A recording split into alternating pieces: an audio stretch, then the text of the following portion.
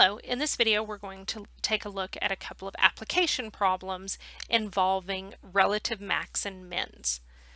So the first one we have is a profit in thousands of dollars from the sale of X thousand units of an item is given by P of X equals the natural log of the entire quantity negative X cubed plus 9x squared plus 81x plus 1.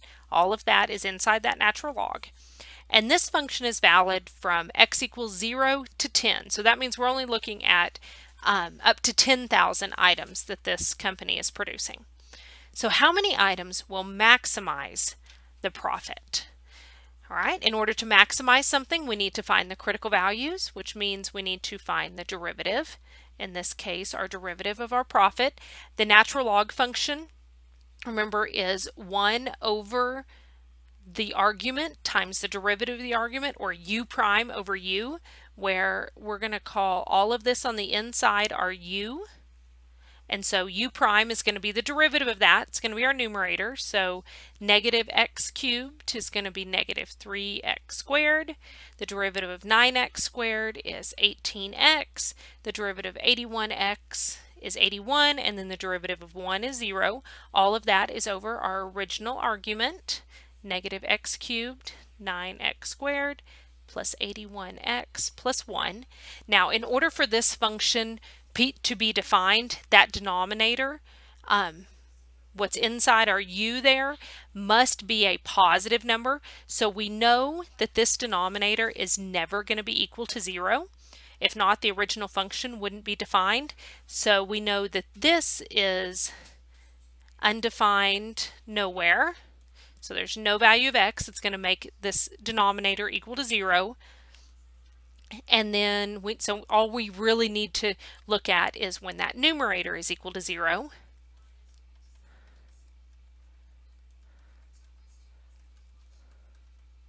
And so if we try to solve this quadratic, you could plug it in the quadratic formula, but I do see that 3, 18, and 81 have a greatest common factor of 3. And I like my first term to be positive, so I'm going to go ahead and factor out a negative 3. So if we factor out a negative 3, we'll just have x squared from our first term. 18x divided by negative 3 is going to give us a negative 6x, and 81 divided by negative 3 is a negative 27. And now factors of negative 27 that add to negative 6, those are numbers I'm a little more used to. That's going to be x minus 9 and x plus 3. We want them to have opposite signs, so that's a negative 27, but we want them to add to negative 6. All right, so since we don't have an x factored out front, we only have 2 x's in our factored form. That means we're only going to have 2 solutions. We're going to get x minus 9 will be equal to 0 when x is equal to 9, and x plus 3 will be equal to 0 when x is equal to negative 3. But remember, our function, this x is dealing with production, and so it doesn't make sense to produce a negative number of items. So the only value we're really looking at is x equal 9. And so if we put this, actually that doesn't need to have an arrow on the end. We're just going from 0 to 10, and our only critical point here is 9. This doesn't have to be to scale, just make sure that the numbers are in numerical order. And we need to pick something to the left of 9 and something between 9 and 10. And so I'm going to go ahead and pick 1, and then I'm going to pick 9.5. And we're plugging that into our derivative, so we're plugging it into this function that we found here, and we will see that f prime of 1, if we plug in 1 there, we don't necessarily need to know what the number is, we just need to know whether it's a positive or negative, and we do see that if we plug in a 1, we are going to get a positive number here, and so that means our function is going to be increasing from 0 to 9. And if we plug in that 9.5 into that function, we are going to get a negative number, which means our function is decreasing.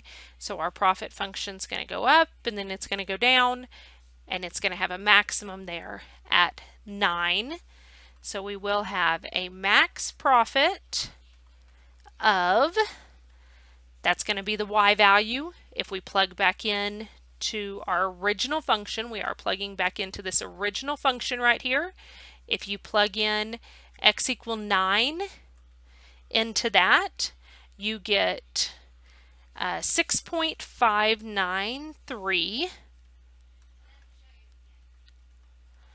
at x equal 9.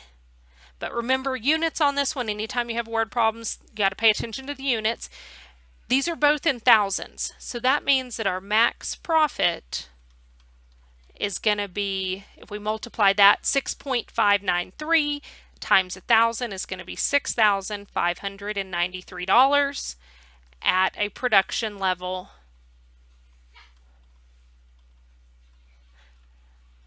of 9,000 units.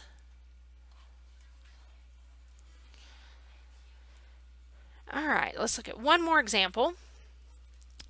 The ratings new employees give a training session is related to the length of the training session according to this formula. R of t equals 34t over t squared plus 289. All right, so apparently the new employees at this company only rate their training based on how long it takes. And so let's see what is the best length of time to give them the information they need, but not bore them to death. All right, so just like we've done on all of these, we need to find our derivative. So the derivative of 34t over t squared plus 289, that is a rational function. We are going to have to use the quotient rule. So bottom times the derivative of the top. Derivative of the top is 34 minus the top times the derivative of t squared plus 289 is 2t all over that bottom squared.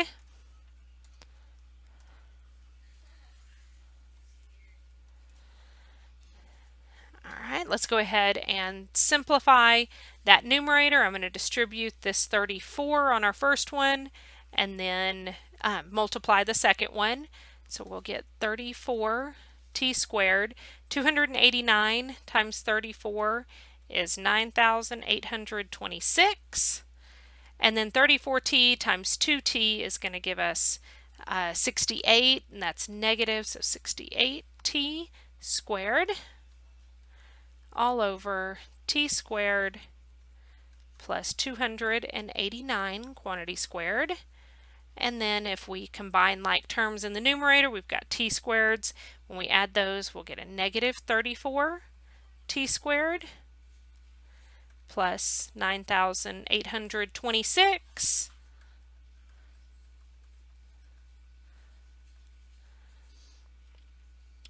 And then looking at where this is undefined, that denominator t squared plus 289, if you take any number, square it, and then add a positive number to it, that is never going to be equal to 0. So there's nowhere where this denominator is going to be equal to 0 in our function undefined. So the only thing we're interested in is that numerator. So where is negative 34 t squared plus 9,826? Let's go ahead and move that 34t squared to the other side by adding it. Divide by 34, and we will get t squared equals 289. And then if we take the square root of that, we get plus or minus 17. Well, again, you cannot have a negative number here. This t is representing the length, the time in minutes of those training sessions.